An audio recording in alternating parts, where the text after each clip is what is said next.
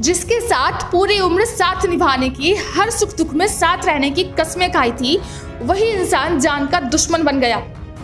बिहार के मधेपुरा से एक बहुत ही खौफनाक और दिल को दहलाने वाला मामला सामने आया है, जिसने पूरे इलाके में सनसनी मचा रखी है।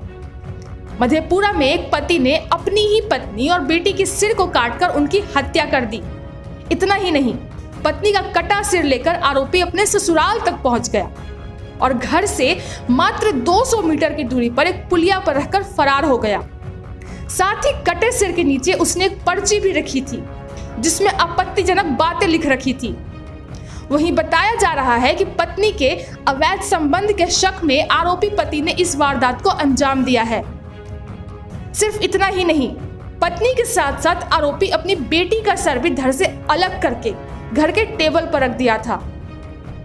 वहीं मृतक रुखसाना के मायके वालों का कहना है कि जिब्राहिल और रुखसाना की शादी 12 साल पहले हुई थी।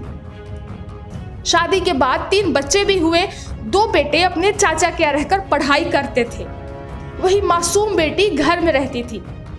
शादी के बाद से ही छोटी मोटी बातों को लेकर ही पति पत्नी के बीच अक्सर विवाद होता था। जिब्राहिल दूसरे राज्य में सिलाई का काम करता था, जिससे उसके घर का रोजगार चलता था।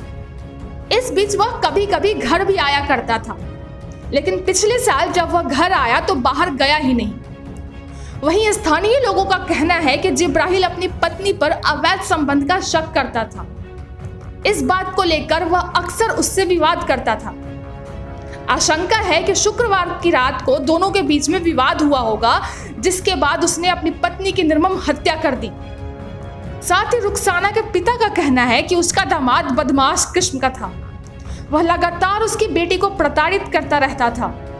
इसी कारण से बेटी पति के साथ ससुराल में नहीं रहना चाह रही थी। यही कारण था कि रुखसाना 15 दिन पहले मायके आ गई थी। लेकिन जब पति अपने साथ अपने गांव के वार्ड सदस्य समेत अन्य लोगों के साथ विदाई कराने के लिए आया और भरोसा दिलाया कि उनकी बेटी के साथ अब किसी प्रकार की घटना नहीं की जाएगी, तब उन लोगों ने विदाई के लिए हामी भरी। वहीं मामले में मधेपुरा एसपी राजेश कुमार ने कहा कि मां बेटी की लाश की हालत काफी दयनीय थी। आशंका है कि घरेलू विवाद में पति ने दोनों की हत्या कर दी है। आरोपी की तलाश में छापेमारी चल रही है। शवों की पोस्टमार्टम के लिए अस्पताल भेज दिया गया है। वहीं मामले में कुछ लोगों से पूछताछ की जा रही है।